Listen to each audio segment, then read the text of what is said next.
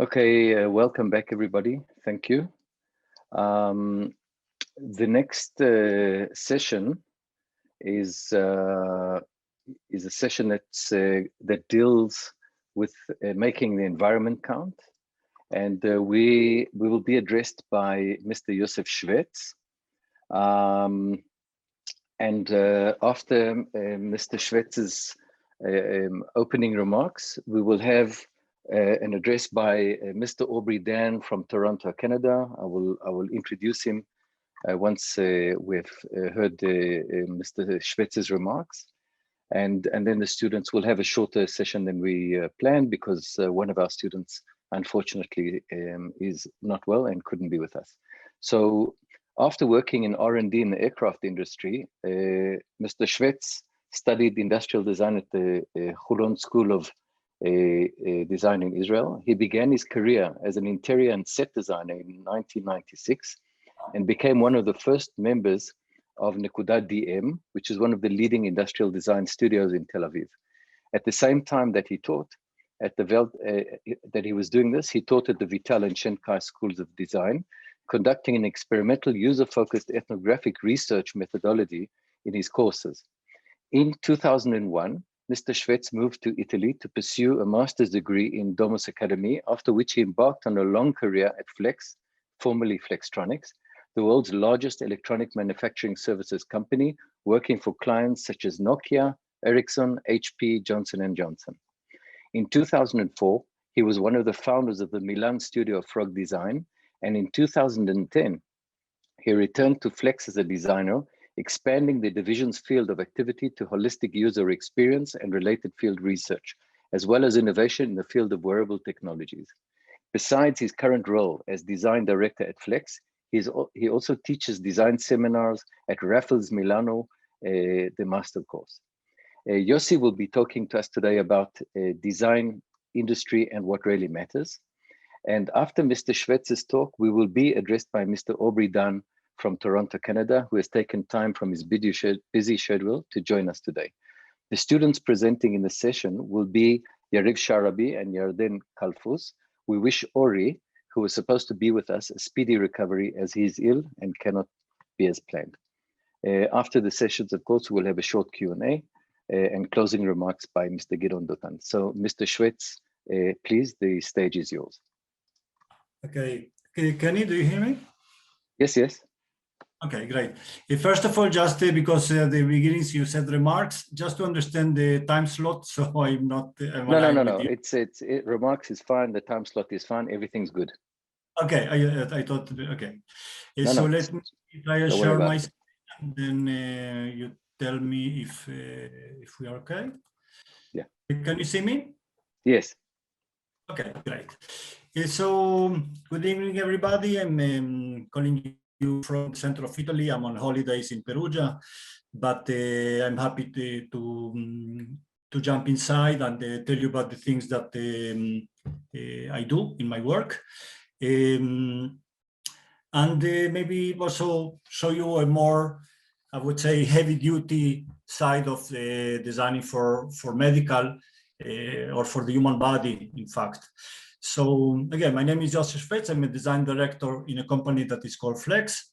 Later I will explain what Flex does. It's a bit not a very well known. It's one of the biggest companies that is the least known in the world because it's very much behind the scenes. And essentially, I direct a studio that is based in Milan, Italy. And like I said, the name of this presentation is Designing for Our Bodies. Let me see.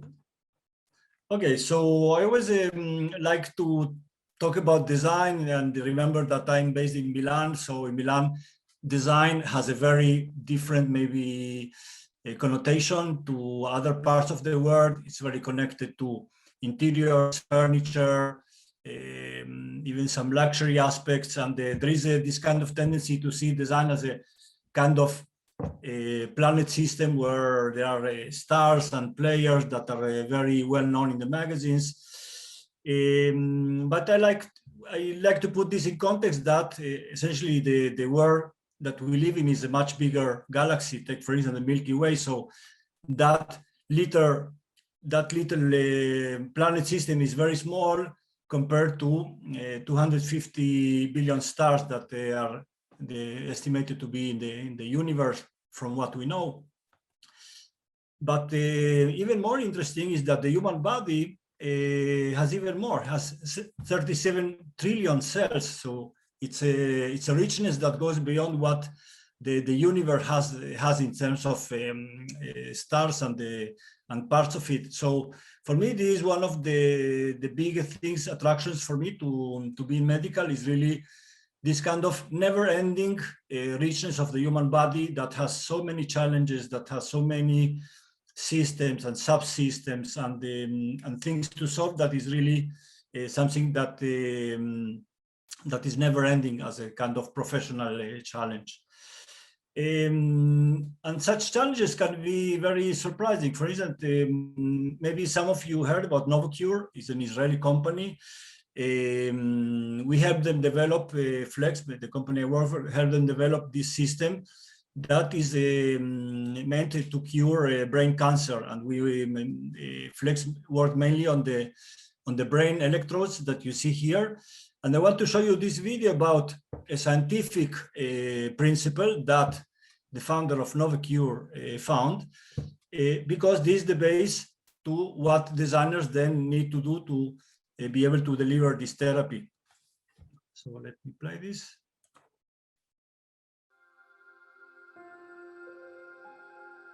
Tumor treating fields, or TT fields, are low-intensity alternating electric fields within the intermediate frequency range. This non-invasive treatment targets solid tumors. TT fields are generated via pairs of transducer arrays placed directly on the skin surface. TT fields disrupt cell division through physical interactions with key molecules during mitosis. Let's now explore these physical processes in biological context. During the metaphase stage of cell division, cells take on a rounded shape as the mitotic spindle forms. The spindle fibers, microtubules, are created through the polymerization of tubulin dimers, which exhibit large dipole moments. When TT fields are activated, a uniform electric field develops within the cell, and dipole molecules are subject to rotational forces. This causes tubulin dimers to align with the field, inhibiting microtubule formation, leading to metaphase arrest, prolonged mitosis, and cell death. So the nice thing is that I always like to explain how Novocure principle works by the fact that by bombarding the cells 24/7 without stop with these special magnetic fields, they're simply managing to confuse the cancer cells and put them in this array so they don't stop multiplying. And it's pretty amazing in my mind that this kind of thing can happen, but this is just a very first example of how, through discovering of physiological principles and the innovative ones, then these are the gateway for designers to help such companies to develop a system that, as you can see, has a lot of usability issues. A person that has the problem needs to wear this thing without stop for weeks and months, because you cannot let the cancer cells, in order not to let the cancer cells reproduce themselves. So just imagine that something so big that you have to be aware all the time. Imagine all the design challenges that you have to solve. Another context that we are in these operation scenarios, what is a very big driver and also a big challenge when you do professional medical equipment is really the complexity of such scenarios. Just imagine these really could easily compare to the kind of training that a combat pilot needs to have in order to operate his aircraft. So it's a very high level of complexity that we as designers have to simplify. And then there is this new area where also I find myself touching, is designing robots, which this was something that just 10, 20 years ago, it was not so an immediate taught about industrial design for medical. This company makes a robot that is able to do a kind of a very deep intervention in the bronchus of a patient. And I want to show you this video just to understand another type of complexity. Auris Health, a startup in Redwood City, California, developed a robot to perform endoscopies, a procedure that allows doctors to look inside the patient's body using a microscopic camera attached to a tubular device. The robot, called the Monarch system, features an endoscope that extends like a telescope through a patient's narrow airways. Physicians can maneuver it with an Xbox-inspired controller. Computer-assisted visualizations help doctors guide the endoscope precisely where it's needed. This is definitely not the first application of robotics to endoscopy, but our endoscopes are able to navigate further into the body than traditional endoscopes can. And because they're telescoping, and because we have the additional degrees of freedom with respect to how they articulate, you have direct visualization, precision. Eventually, this robot could go beyond diagnosis and actually perform surgery. The Monarch system attained FDA approval in March to diagnose lung disease, so don't be surprised if it becomes a common sight in hospitals soon. We think that the technology is going to do two things ultimately: improve patient quality of life and extend it wherever possible.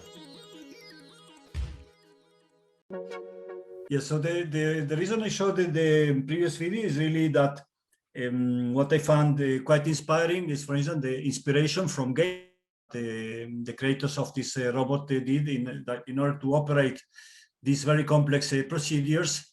They took as an inspiration the Xbox controller.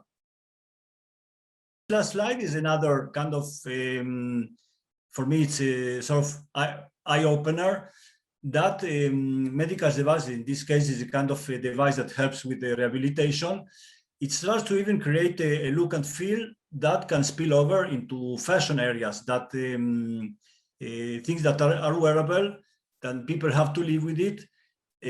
Maybe one way to take out the stigma of you have something that is medical on your body is to create even a visual style that it's almost like a very interesting thing to wear on your body and not a negative thing. So just brought you some examples of where I find that the things that I concentrate on my work never cease to inspire me on my daily activities. I choose this slide especially because many times that when I go to teach, students ask me, okay, what's other things that are special about medical device design, especially in the context of a place like Milan that is full of name designers and things like that. So I always like to say that what I like about medical design is that your ego shouldn't count at all. It's not a matter of bringing into medical device your personal expression or your views of aesthetic. Is really you're a servant for the patients, you're a servant for the doctors that need that equipment. So the no ego is a kind of rule that I also in my studio is very important that my designers understand. Let's go about deeper about how we develop a product, and I have to say we follow quite, I would say, very established procedures in product development that go through the classic phases. But what is interesting as another differentiation from medical device design is really the length of each process.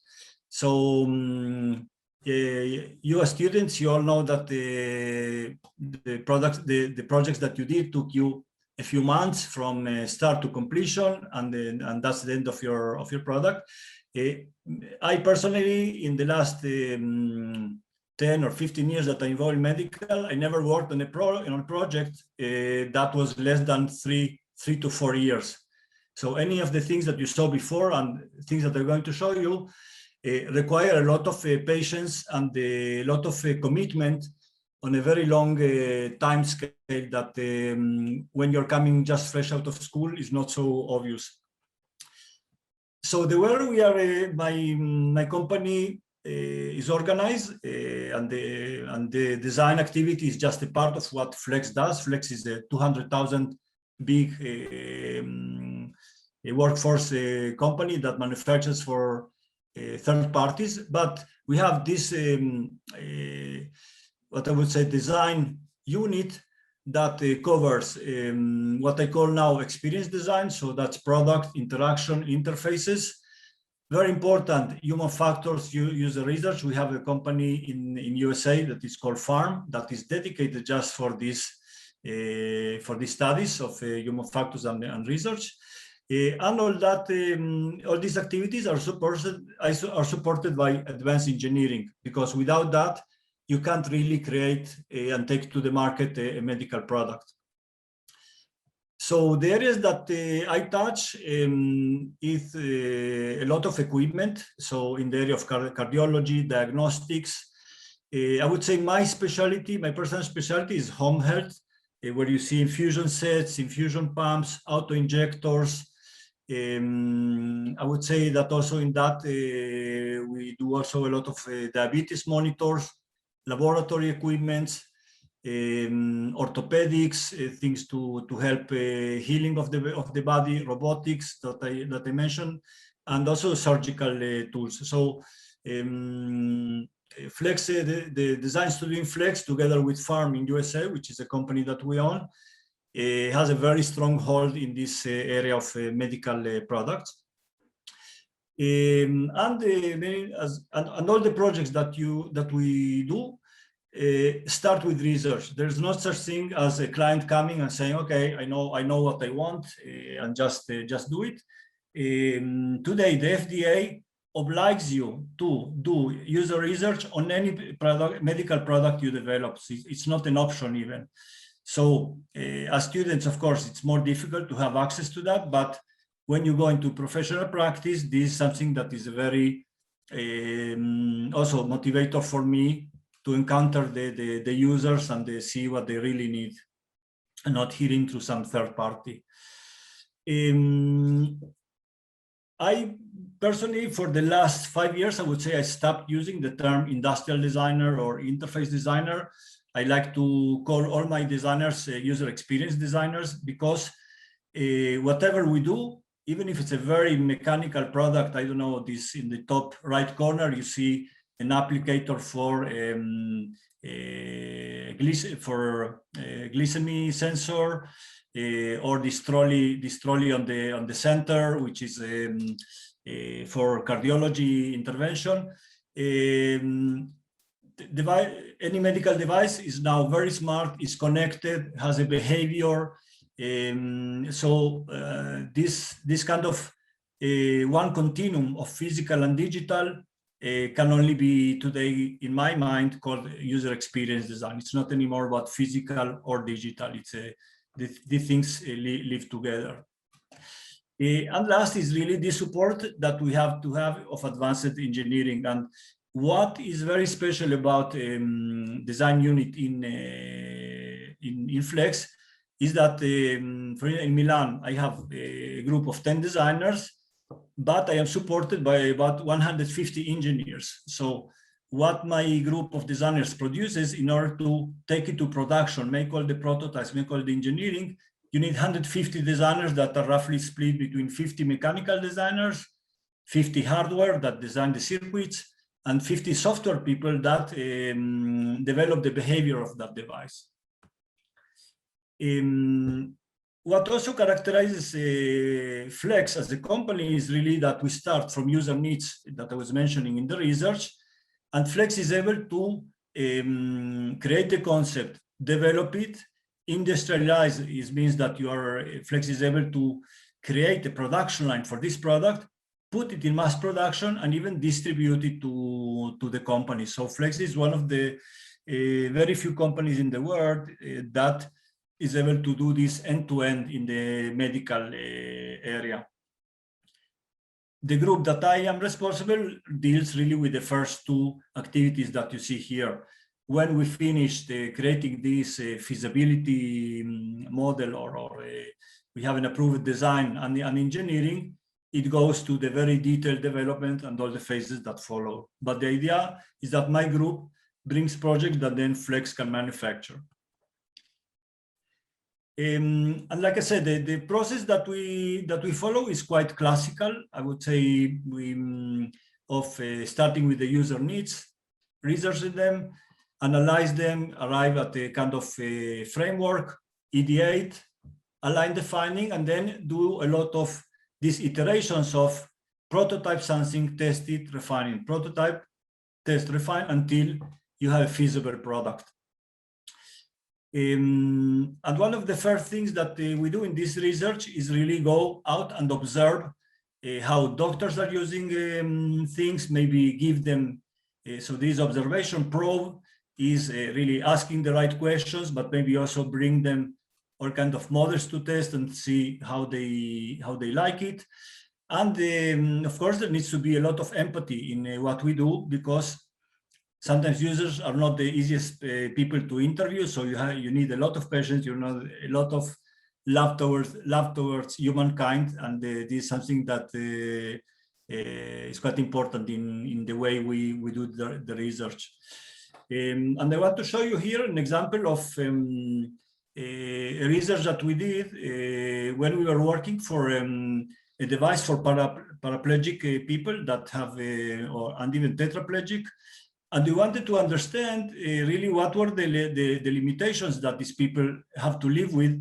So this video was shot about the daily life of such a person.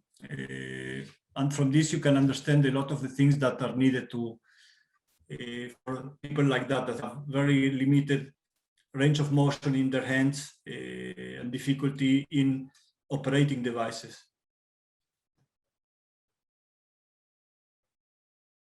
There is no audio, so the person filmed here is someone that was willing to cooperate and really help us understand very much in depth, like, you know, peek over his shoulder and see how he deals with very simple functions during his everyday life.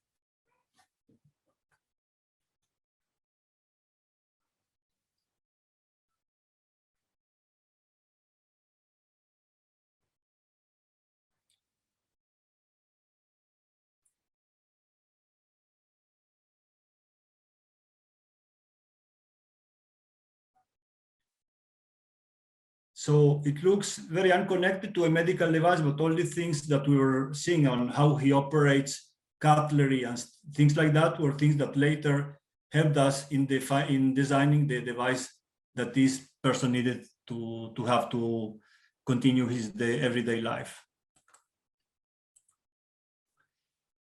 So for instance, one of the things that we did when this is the device that we designed for this person. It's for an operation that these people, it's not so well known that lose control of their bowels, people that have a certain degree of paraplegic or tetraplegic. And before going out to a movie or to the theater, they need to cleanse their bowels in order not to have any discomfort when they are out of the home. So we were working on a kind of device to help them do this self-cleaning. And in order to understand the situation that these people have to live, we simply bought a loo, put it in the studio, and that enabled us to see all the problems that these people have in placing the device when they need to do this treatment before leaving the home. Another area that I see a lot of growth from our point of view is the area of strategy. Is really about when you collect all these understandings and build the strategy that you're going to build your next device. And for instance, quite a lot of years ago, we were working on breast pumps so a mother can collect milk. And it was interesting that what would be very normal in the US, this kind of mechanized collection of breast milk with some kind of electric pump and this kind of set to collect the milk. In Europe, it was totally unacceptable. When we talked with mothers and they saw something like that, Italian mothers said, I would never put on myself something like that. I want this to be manual. And this breast pump that we developed for Kiko Arzana, which is an Italian company, was something which was much more human and much less mechanized than is typical for the US. So these are the kind of strategic decisions that when you develop a product, for instance, cultural aspects are very important.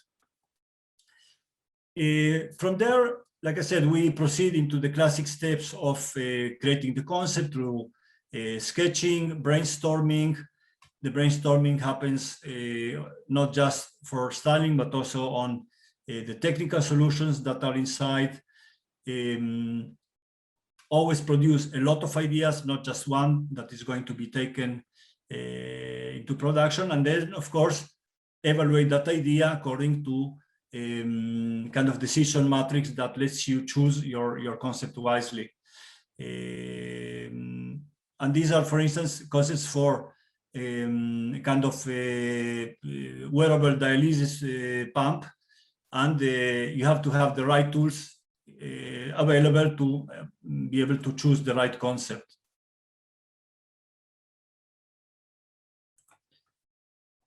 Okay, I see that we need to, I try to accelerate the rhythm. Maybe as a kind of before last, I want to show you an interesting video of testing concept. That this is something idea that we have for an auto injector that we thought it was a very good idea, but when we put it into test, we saw that users are not so able to Di qua non ci passa. to mount. Un attimo, che devo... Sì, sì. No, ma fai anche con calma, non hai fretta. Occhio che lì c'è l'ago dentro. Ah, ok. Always prototype and check with users that are not. Ma questo qua dopo iniettare or your area. Questo è un device, ha un pistone in cui premerà la sostanza che è dentro la fiala attraverso l'ago dentro. Allora metterei così. Mi sento di avere un handicap. Ok, a questo questo è il testo. a questo punto montare. Okay, so I think that we have a bit of shortage of time, so we'll jump into a more advanced slide, one of the last that I want to show you. Okay, and one of the last thing I want to show you is really what is the reward of somebody who works much behind the scene on medical devices. And this is not the stuff that makes it into Interni magazine or things like that. So what I feel is really that the reward is that you do something that really helps people. And one of the nice moments that you have is when you go to a research situation. I cannot show you the device that we designed, but it's nice to hear from the users the good reactions to what you did.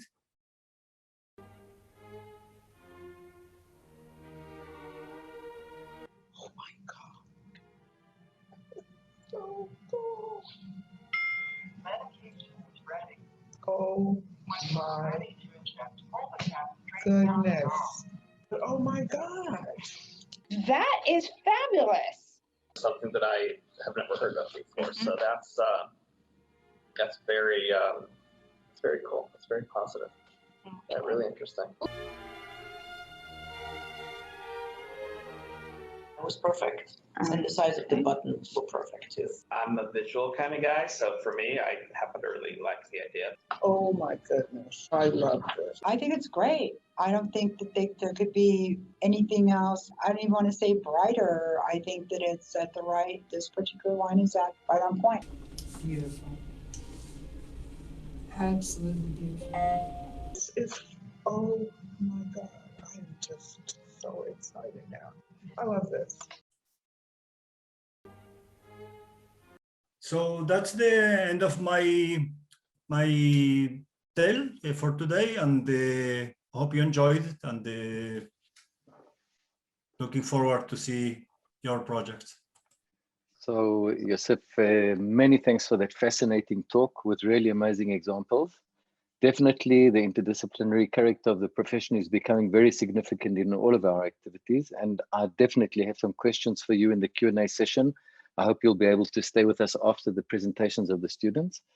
And I also really appreciated your emphasis on research validation and co-design, as it's something that we really emphasize throughout the studies.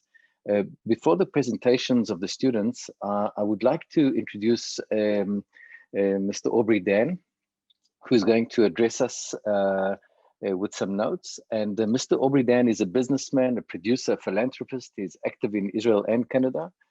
Aubrey and his family are the main benefactors of the Dan Department of Creative Human Design in Hadassah Academic College. Aubrey has been awarded an honorary doctorate degree by Assumption University, has been elected also as a member of the Order of Canada since 2019. And Aubrey, we are honored to hear from you today and help us to inspire our students on their journey. So Aubrey, the floor is yours. Good afternoon. My name is Aubrey Dan, and I'm honored to be invited as a guest speaker by Gideon Dotan. I would rather be doing this in person, as I really enjoy making a one-to-one connection to getting to know all of you in the graduating class. I'm very excited to see so many innovative design projects and congratulate the talented students who will be receiving an award for excellence at the end of this conference. We've collectively have never experienced a pandemic that has had such a profound effect globally in our lifetime. We're never going to forget the word COVID as it's etched into our minds and memories forever. One could look at this as a negative, that you didn't get to be here in person for those who have graduated this year and won't be able to attend their graduation ceremony, sharing your accomplishments with your friends and family.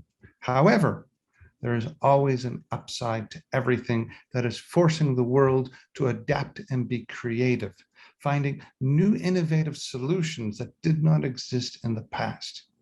Something that all of you have learned while attending HAC.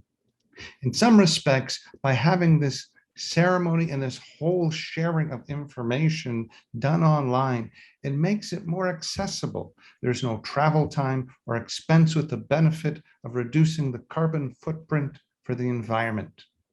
I always like to share my perspective and insight, and hopefully we'll have some take-home value. You've made it, and well done. You've worked hard, you put forth the effort and become super achievers. Your parents supported you, as well as your professors, who all believed in you and your abilities to be successful. Everyone has a vested interest for you to become the best that you can become. And wow, did you ever blow their socks off? In the process, you really started to gain your self-confidence and learn to be self-reliant. These are life lessons that you will hopefully continue from now on. What I've learned when I went to university more than 35 years ago was it taught me to develop a sense of who I was and what was possible. I learned to turn a negative situation into a positive, like we're experiencing today with COVID-19, and how my attitude towards life can make all the difference. What I've learned is one thing is to dream, but it's action that turns it into reality. And it's amazing to look at the presentations, to listen to what you've done, and you're doing an amazing job. Nothing gives me greater joy than seeing my investment into HAC is having such a profound positive effect on the future generations as the students become the leaders of society. Your success becomes my success.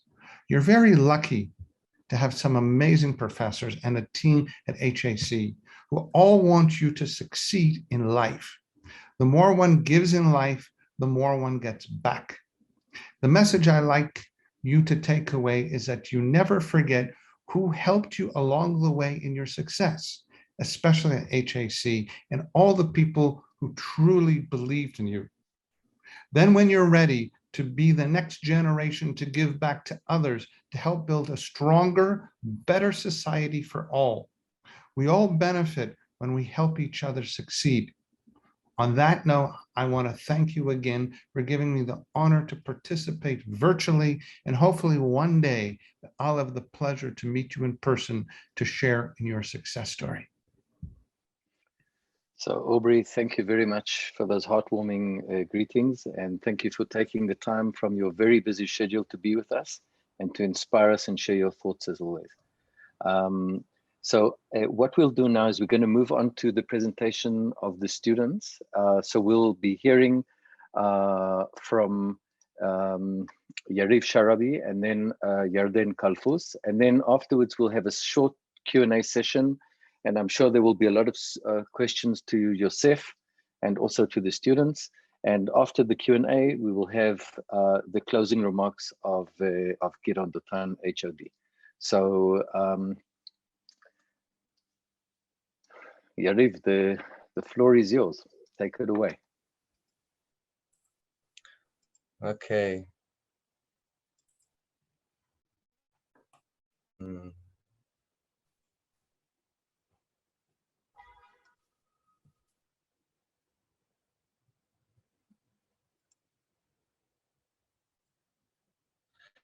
אז אני אתחיל בסרטון ש... I'm going to begin with a clip.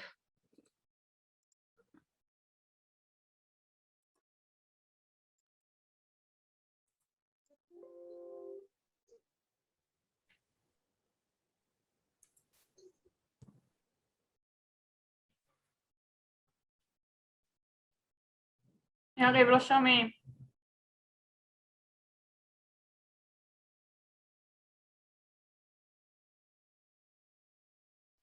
יריב, אין סאונד? בעצם תבטל את השיתוף, ואז כשאתה עושה שיתוף מחדש, תסמן וי ליד הסאונד, כאילו שזה פלייט. הוא גם במיוט.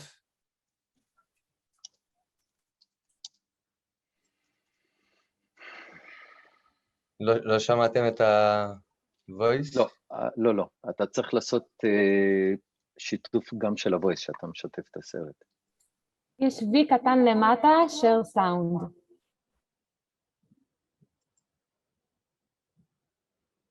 תגידו לי עכשיו. שומעים? לא.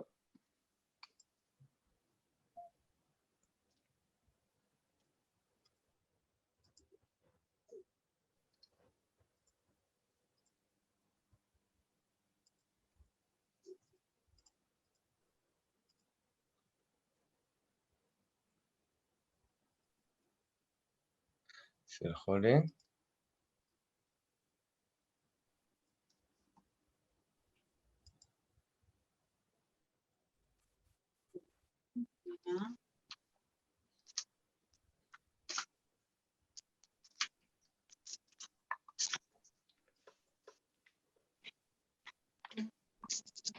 לא יודע מה לחצתי. כן, עכשיו שומעים. לדבורים תפקיד חשוב בתהליך Bees have an important role. מאוד קריטית לתפקוד הגידולים של צמחים, עצים, פרחים, פירות, ירקות ואגוזים. אבל מעט מאוד יודעים שישנם 1,100 מינים של דבורים, שמתוכם אנו מתעדפים רק 2 מינים בלבד, ולכן דוחקים הצידה מינים רבים של דבורי הבר.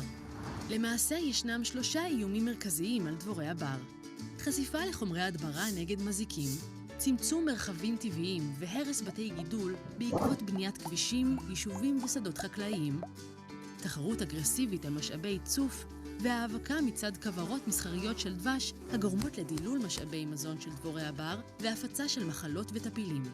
בעיות אלו מביאות לכך שחלק מדבורי הבר סובלים מתהליך ארוך טווח של הידלדלות האוכלוסייה שלהם. עובדה מאיימת על האיזון שבטבע ועלולה לפגוע בצמחים רבים שלא יזכו להאבקה. אז איך אנחנו יכולים להגן על דבורת הבר? מחקר של אוניברסיטת תל אביב שנעשה בנגב מציג כי בעונת הקיץ רוב צמחי הבר בסביבה נעלמים, ולכן ישנה נהירה גדולה של דבורי הבר למקומות המיושבים בעקבות שפע המים והצמחים בגינות הפרטיות. לכן, בכדי להגן על דבורי הבר, יש להפריט את בתי הגידול, כך שכל אחד יוכל להשתתף ולתרום לביטחון התזונתי של הדבורים. וזאת באמצעות הצבת כוורות בי-אקו בחצרות פרטיות. הכוורת של בי-אקו מתפקדת כבית גידול ותיעוד לדבורי הבר בסביבה. היא בנויה באופן מודולרי, המאפשר הרכבה והחלפת חלקים בהתאם לצורך. היא מעוצבת כמוצר נוי המשתלב בגינה ולא תופס הרבה מקום. לבי-אקו גישה נוחה להוצאת והכנסת בתי הכינון כדי לצפות בדגירות הנעשות, וכן קערת מים לצורך שתייה והתקררות של דבורים בחודשים החמים של הקיץ. ובנוסף לכל זה, הכוורת גם מצלמת ומתעדת דבורים המגיעות מהסביבה. בדרך זו היא תורמת לזיהוי ומיפוי הדבורים בארץ ושולחת את הנתונים לנייד ולחוקרים הרלוונטיים. בי-אקו מציעה מודל קיימות נגיש, ובאמצעותה ניתן לתרום לשילוב מיני דבורי הבר בסביבת האדם ולפעול למען שמירה על האיזון האקולוגי. בי-אקו, בשביל הסביבה.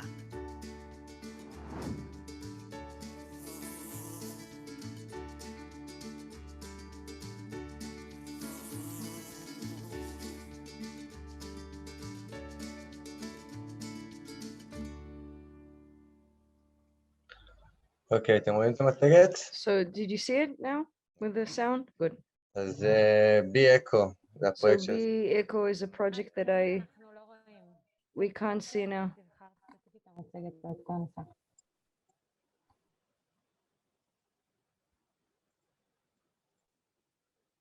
רואים את המצגת? אז בי-אקו, בעצם הפרויקט זמר שלי הוא... Eco is basically about bees and the disappearance of bees around the world. But from my research, we have 6 different families of bees from the 1100 in Israel, and as I said, two kinds are preferable, particularly for pollination in agriculture. My product comes with tells you the different kinds of bees, how they look, how to identify them. Comes with a barcode that connects to an app through which you can also collaborate with other users and other researchers and document from the cameras that are within the device, and also an instruction manual in order to assemble the pieces and put them in the garden.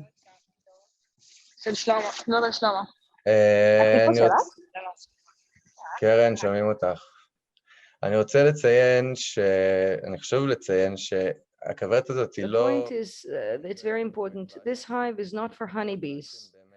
Honeybees are a very large group of tens of hundreds of inhabitants of bees within one hive that I use particularly to pollinate and create honey in fields. So this doesn't create honey. It's made specifically for only natural objectives. So create natural pollination, various eradication of particular insects that aren't useful to that aren't good for that environment, a nesting place in the garden because as you know, we have wasps and bees coming naturally into the garden. They build nests next to a window, for example, all sorts of eaves, corners of the house, and that's very scary when they do it. This is a designated place in which bees can have an option. הדבורים דבורי הבר מאוד מאופיינות בכינון של יחידניות וקבוצות. And it's for smaller groups of up to 50. בתוך הדבורי הבר יש באמת מגוון. There's a whole range of nesting possibilities. I dealt mostly with the substances and materials of wood and bamboo that are the most powerful that we have and resilient in Israel. So what we have on the market, we can see that we have 1, 2, 1, 3, and 5, which are for wild bees. And this is only being further developed in order to identify them and use them for agriculture. Number 3 is something is more industrial of using wild bees for pollination in fields, and 4 and 6 are also, also very multi-mixed media. It's usually put in parks and something that's become very, very popular. In terms of the design principles that I based on was, first of all, resilience of the materials, resilient to the climate, heat, cold.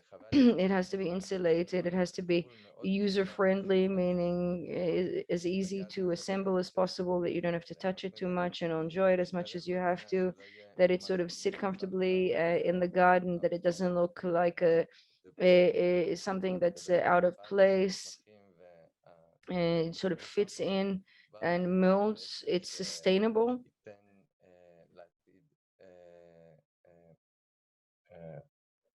Doesn't destroy any future needs by using something now, or poison anything, because and it creates information.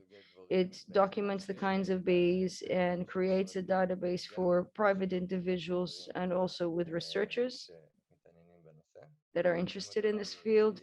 And it's modular. It's made of different parts that can be replaced very simply, and you can take down or add to it quite simply. The materials that I used are clay, which is also divided into three parts: a sort of more granulated, a rough texture and a smooth texture. Pit, which is the polyurethane, which is recyclable, such as in plastic bottles, which we all know. The colors are plastic, clear plastic, so that we can see what's happening inside. And the natural clay colors, gray, brown, white, yellow, and so forth. Earthy colors. The texture that I chose is rough in order to, we don't want it to be as look like a walls, but something that other nests can be attached on the outside. And I had sort of created an imprint of leaves on the bottom to create a texture for the plants at the bottom of the base, to have some kind of friction or texture in order to climb up. So the parts I have wood, soil, and bamboo that are put into the clear container that's at the center of the piece, and there that can be replaced as necessary, and the number of peas that we have in the environment. At the top, we have a solar panel that creates energy, electricity for the cameras, and documents the entrance of the bees into the entrances to the hive. We also have a camera at the bottom that the landing area of the bees, so that they don't, and a net so that they don't, it holds the plants. The measurements, I try to create very sort of generic measurements. You can see that the height,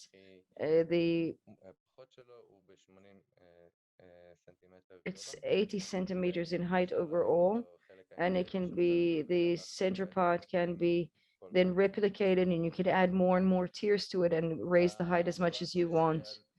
The form that I founded the design on is the Fibonacci series, in which I divided it into a certain interval that will allow me a certain hierarchy, and that's how I cut and shaped the pieces, but the measurements are sequential.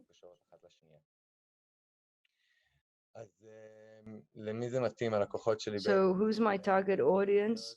People with private gardens and yards that want their plants to thrive, people with environmental awareness that want to take part and better this world, which is a strengthening trend, and biologists and environmentalists and researchers that will use this information in the future in order to streamline pollination, not only in industry and agriculture, but for private use. The innovation of this product is creating a community that have a communal language, communal goal, and creating a group that brings them together, a database that's constantly updating that with current information on what's happening in the hives themselves, and brings in all of this information in the database through the web, and the nationwide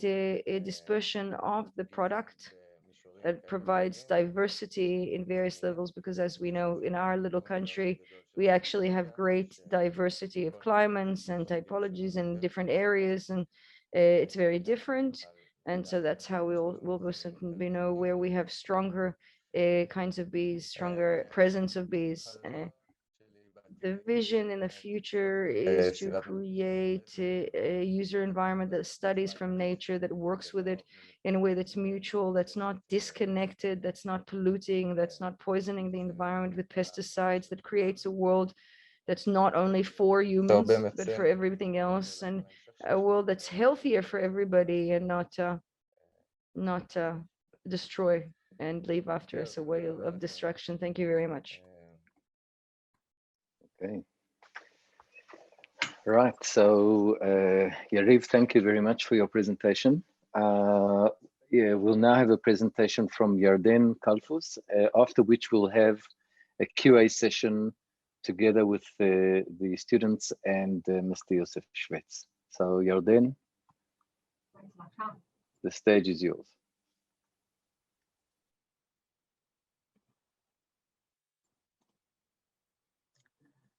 אז שלום לכולם. רגע.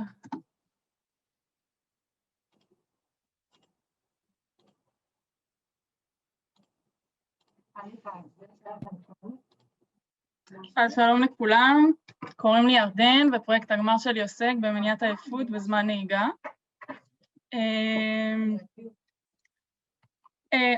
הבעיה הזאת קורית לכולנו, אין פה הבדלים של דת, גזע או מין. There's a real problem of people driving tired and having car accidents. It's a global problem, and we know that 20% of all car accidents happen because of fatigue, and so this is called micro-sleeping, and we know this as people napping, and it's the most dangerous kind of moment. It happens between 1 to 30 seconds. And from a survey that I conducted, I see how many people have these micro naps or micro sleep, and 40% people that said that they'd happened, and 60% people, they almost fell asleep. The solutions that we all know is eating, drinking, listen to music, turning on the air conditioner. There are those that are also that sort of, slap themselves awake, so to speak. There's also the market solutions, things that are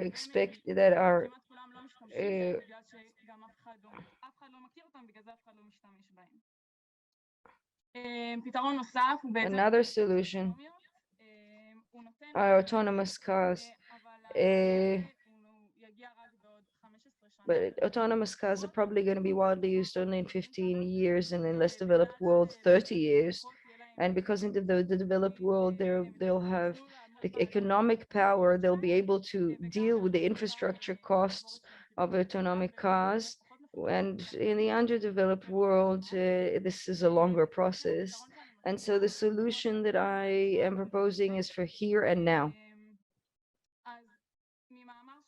From an article that I read, it said there was a secondary goal that stated that in conversation, when you're fatigued, you don't deal with the fatigue. It sort of distracts you from how tired you are.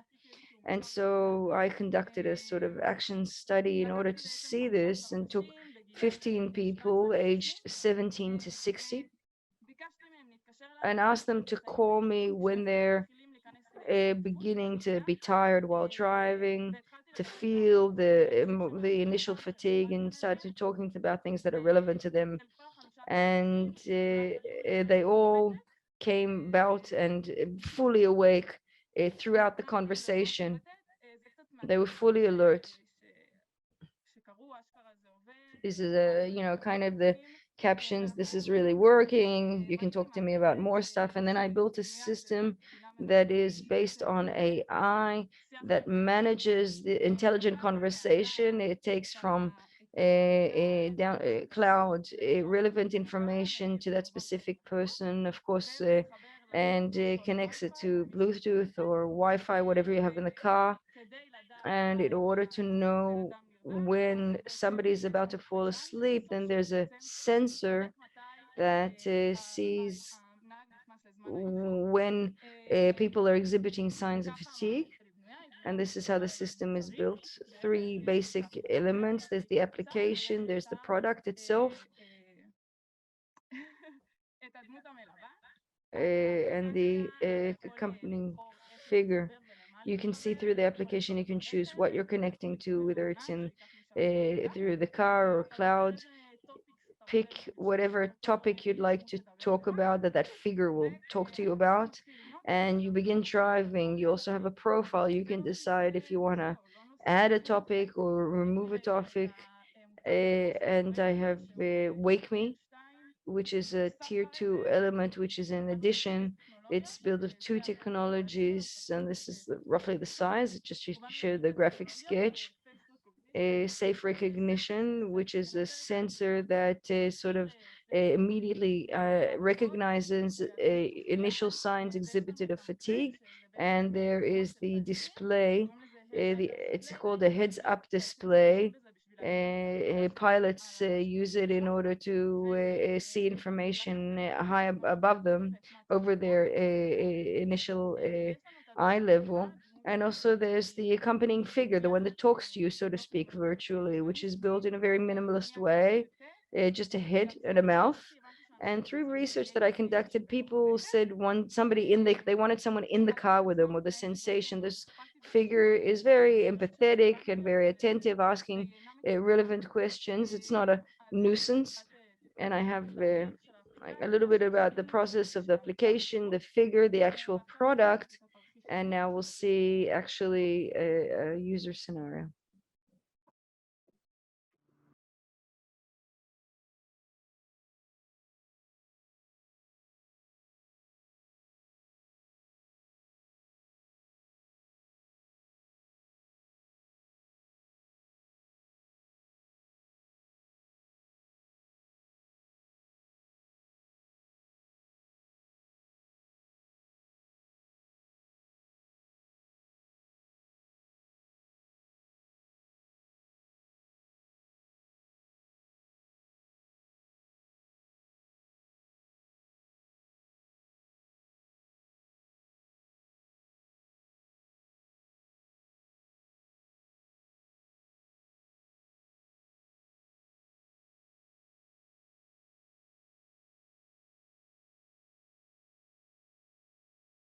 I'm in tune with your wake state, so don't worry, I got your back.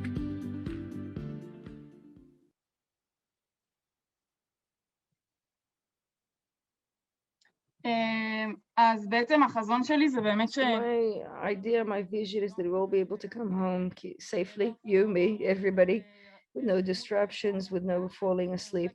And I want to say thank you very much to everybody that have helped me throughout this year. Okay, so thank you very much to the תודה students. רבה לכל הסטודנטים, ועכשיו נערוך מושב קצר רק לשאלות ותשובות.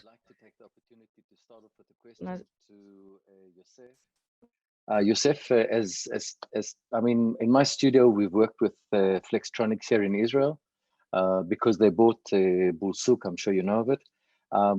And I just wanted to know, I mean, we've been really feeling the pinch when it comes to Industry 4.0, when it comes to vis-a-vis the logistics and disruptions in the supply chain, and we've really had to rethink the way that we're designing and the way that we are looking at products, obviously in the short term.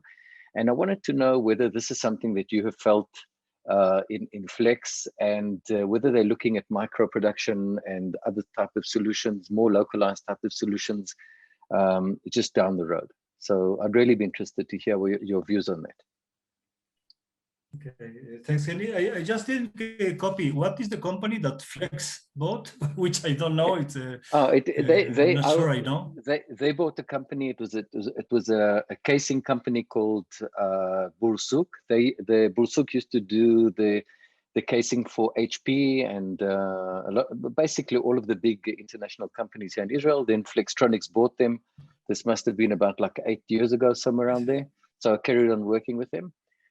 So I know a little bit about the Flextronics culture, but I just wanted to know whether you guys have started feeling the pinch when it comes to, you know, Industry 4.0 and the logistics that we're going through right now. Yeah, so yeah, the short answer is honestly no.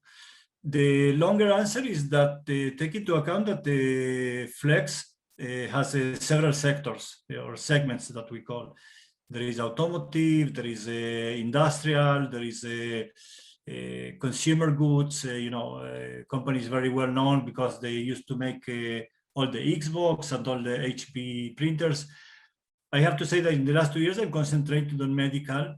And on medical, I would say that because it's such a regulated environment, we see at the moment, at least, very little room for, you know, kind of self-production, makers, labs, making parts, things like that, at least in the area that I am active, simply because it's very hard to regulate and you have very tight quality management system attached to anything that is medical. It's very critical. So I would say that I don't see in the near future a big shift in that. Because, you know, all our factories that make medical devices undergo very, very tight audits and things like that. So imagine deploying that on a kind of a capillary level of little workshops here and there that make something that has to do with medical would be really hard. So at the moment, I think it's going to stay a bit centralized, to be honest. That's my view from my little corner of the world.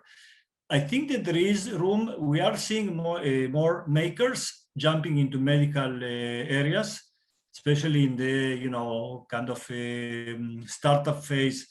I, for instance, can easily see it in orthopedics, where there's not a lot of electronics. It's non-invasive. Maybe also the criticality of what you're taking care. If you are near to medical, you know that there are class 1, class 2, class 3, the ones that are very important, you know, for you to survive. Let's say, I don't know, a pacemaker. I don't expect anybody's going to make at home and sell. So I think it's a bit limited at the moment to non-critical devices. I see some potential for it, not on the more critical ones where you really need a kind of quality. Yeah, that's my current take on this, but it could change. Thank you. Yeah, I mean, we've been feeling it when we're talking about you know, sort of mass production. Obviously, less, you know, not clinical devices, so on and so forth. Just interesting because you spoke about all the engineers that you have, whether they've started feeling the pinch. Another question is, and this is something that was raised earlier by one of the guest speakers, do you feel a very large presence of design ethics within your design process? And is it something that's very, very present? I know that, I mean, I really have a huge amount of respect for what you guys are doing. And also the fact that you validate everything and so on and so forth. Obviously, you're bound by all of these international standards, the FDA, so on and so forth. But I mean, in your team, do you feel that design ethics is present? Is it something that is it present in the conversation? Yes, I definitely think so. Especially now, you know, even around the COVID vaccination, if you heard some of the discussions going on, there was a lot of talk about ethics and, you know, on an ethical level, are companies that own intellectual property around the vaccine able to milk that cow so much? You know, it's the whole world depends on this vaccination. So maybe, you know, it's really it's an endless money factory. So and I think that there is a lot of understanding that although most medical companies are ethical, they need some sort of control to see that they stay that way, because you also have seen, I personally, in my professional experience, I've seen companies wanting and even big ones, like blocking other solutions through putting IP on solutions, so that the competitor cannot use. And personally, this is something that I find quite disturbing. So I think there is a lot of attention to that. Within my team, we try as much as we can to stay ethical in what we do. And so I don't think in the last 10 years I ever worked on a medical device that I could say, it's purely for profit or something like that.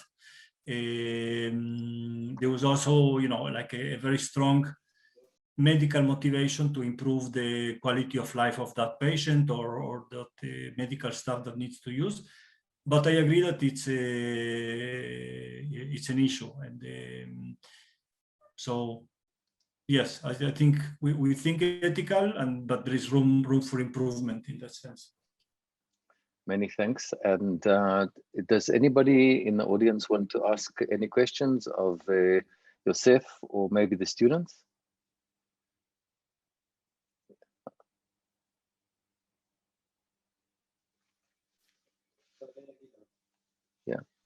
Yeah, I want to say something about the Yarden's project, which reminds me of something that I contacted a lot of years ago, and it's kind of approaching it from the other end.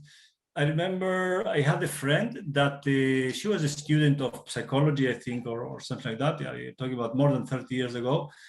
And when I asked, okay, how do you make a living while you're a student? She said, okay, I talk to mental patients during the night. And say, what?